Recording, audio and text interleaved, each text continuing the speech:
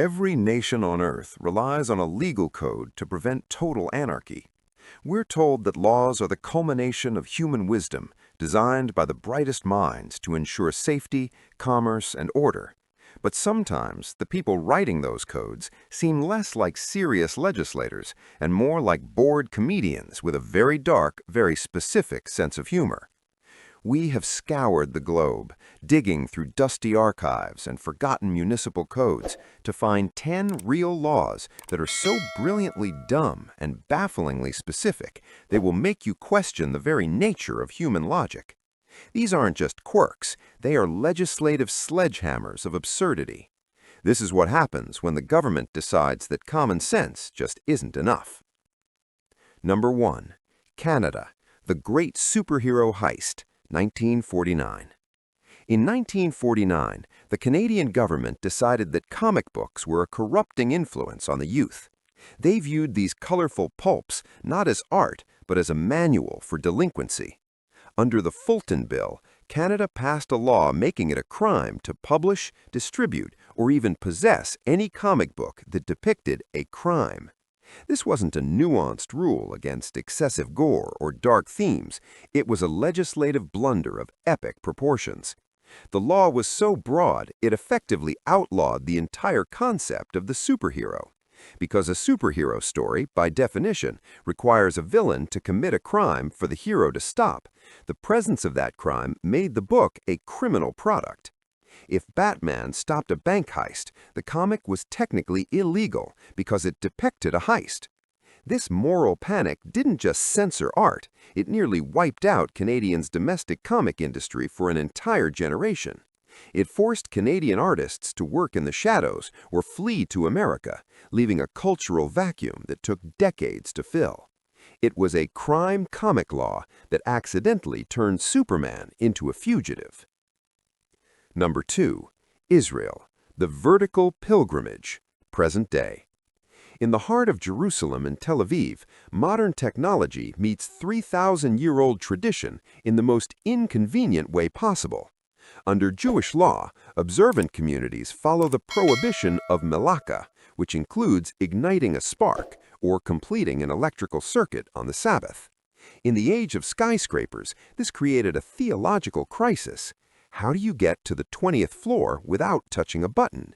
The result is the Shabbat elevator. These are not just elevators, they are automated marvels of religious engineering. Legally required in many public buildings, these lifts are programmed to start at sunset on Friday and run continuously for 25 hours. They stop on every single floor, opening and closing their doors automatically. You don't touch a thing, you simply step in and wait. It turns a 30-second trip into a 10-minute meditative journey. It is a slow-motion vertical pilgrimage that transforms a piece of machinery into a profound act of faith. Imagine being in a rush and stopping at floor 2, 3, 4, and 5 while you stand there in silence, legally forbidden to help the machine go any faster. Number 4. Brazil, democracy as a mandatory subscription. In Brazil, voting isn't a civic right you can choose to exercise. It's a mandatory subscription service for your existence as a citizen. Between the ages of 18 and 70, you're legally required to vote. If you don't, and you can't provide a justified excuse to the electoral court, you aren't just fined a few dollars. The state begins to systematically unplug your access to society. Fail to vote, and you may find yourself unable to renew your passport for that dream vacation. Try to apply for a loan at a government bank. Access denied. Looking for a job in the public sector? Your application is tossed in the trash.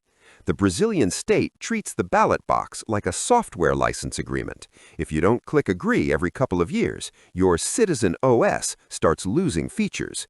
It creates a surreal reality where millions of people show up to the polls not because they love their candidate, but because they really don't want to be barred from taking a flight to Cancun. Number 5. Mexico, the human instinct for freedom. Mexico possesses what might be the most philosophically compassionate law ever written. Escaping from prison is not a crime.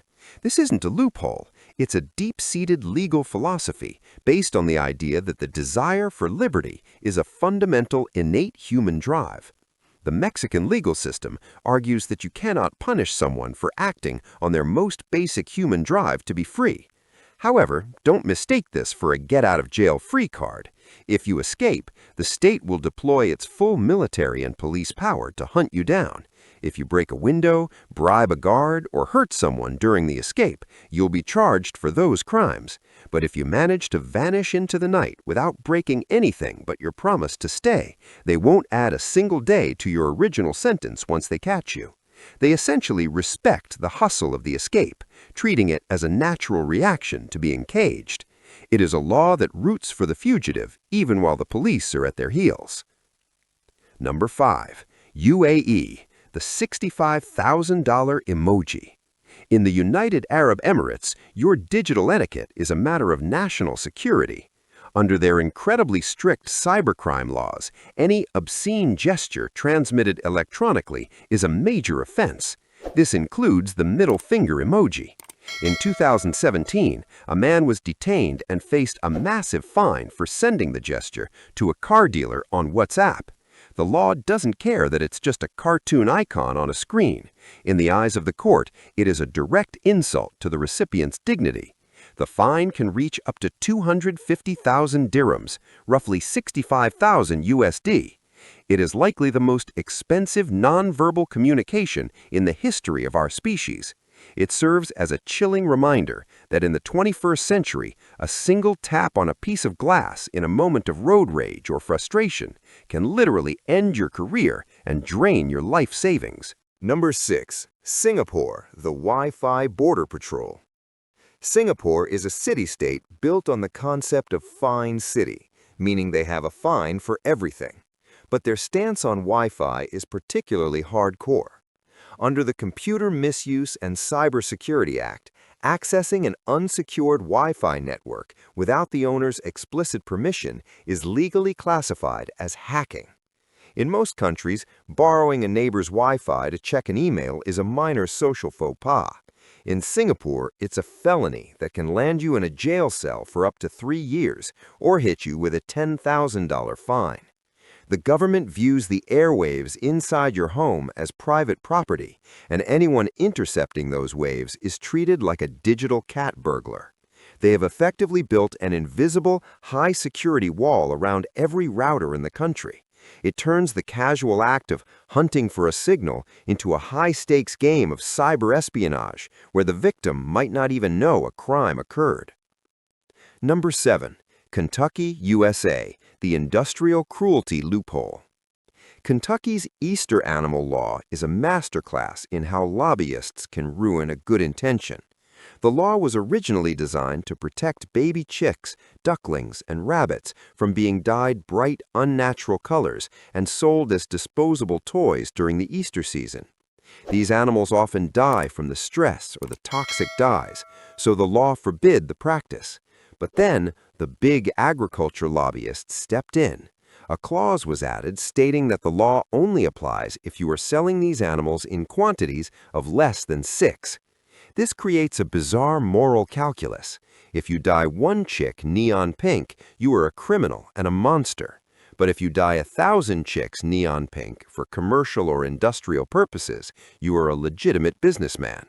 The law effectively declares that cruelty is only a crime when it's a small-scale hobby, but it's a perfectly acceptable business model when you do it at scale. Number 8. Portugal's Maritime Salinity Detectives. Portugal has a law in its books that is ecologically admirable, but logistically insane. It is illegal to urinate in the ocean. This law was passed to protect the water quality of Portugal's world-famous beaches, which are a cornerstone of their tourism industry. The question, of course, is enforcement. How does a lifeguard or a police officer prove a crime that dissolves instantly in the Atlantic? It conjures up images of a specialized urine task force equipped with high-tech thermal cameras or chemical markers that turn the water purple, like the urban legend about public pools. In reality, the law is almost never enforced, but it remains a legendary piece of good intent legislation. It exists in a strange space where the government has essentially outlawed a basic biological function in the world's largest body of water, hoping that the mere existence of the rule will stop people from contributing to the sea. Number 9. United Kingdom, the Salmon Act of 1986. Section 32 of the UK's Salmon Act is perhaps the most famous weird law in history because of its incredibly vague and evocative phrasing. It is illegal to handle a salmon under suspicious circumstances. At first glance, it sounds like something out of a Monty Python sketch.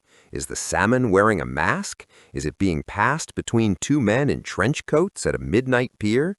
In reality, it was a clever bit of legal drafting meant to make it easier to prosecute poachers. Instead of having to prove where a fish was caught, the police only have to prove that you are in possession of a salmon and acting in a way that suggests you shouldn't have it. But the wording is so British that it has taken on a life of its own. It essentially turns a fishmonger into a potential suspect in a spy thriller. If you are walking through London with a suspicious-looking fish, the law is technically watching you. Number 10. Milan, Italy, the Smile Mandate. In Milan, an archaic law from the Austro-Hungarian era technically requires citizens to maintain a smile at all times when in public. This wasn't a joke about Italian hospitality. It was a genuine attempt by a 19th century government to regulate the atmosphere of the city. The law stated that everyone in the streets must look pleasant, with only two legal exceptions: funerals and hospital visits. While modern Milanese police aren't exactly patrolling the subways with joy meters or handing out tickets to grumpy commuters, the law was never officially repealed. It remains a fossil in the legal code, a reminder of a time when the government didn't just want to control your taxes and your property, but your very facial expressions. It is the ultimate form of government overreach, an attempt to outlaw a bad mood and turn an entire city into a mandatory stage play of happiness. After a trip around the world of legal insanity, one thing is certain: our capacity for writing baffling rules is truly limitless. From the suspicious salmon of London to the mandatory smiles of Milan, most of these laws are hilarious footnotes, but they all represent a moment where a government decided that common sense just wasn't enough. These rules tell us more about human history and our weird obsessions than any textbook ever could. I have my favorite on this list, but I want to hear yours. Which of these laws would you be most likely to break by accident? Drop a comment below. And if you want more deep dives into the weirdest corners of human history, hit that subscribe button and light up the like icon.